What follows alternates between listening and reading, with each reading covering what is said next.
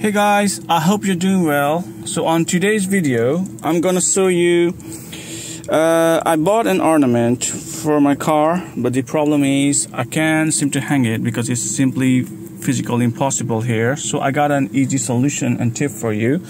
So I'm sure you have seen a tying knot, something that looks like this.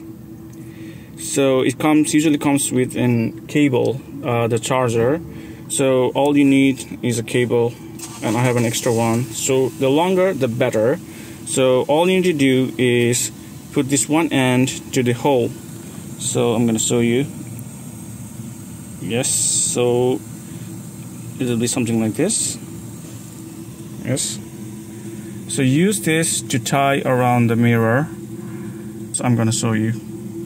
So you have this tying knot and you tie it from the back of the car mirror, and then you try it in a really tight grip like this. You roll it around, and after you're done, make sure you hide this like this way. And there you have it, guys.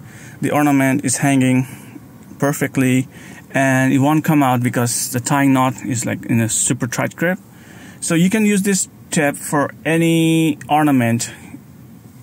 Anything is fine as long as it's not too heavy. So there it, guys. I hope this technique helps you. Thank you much. See you.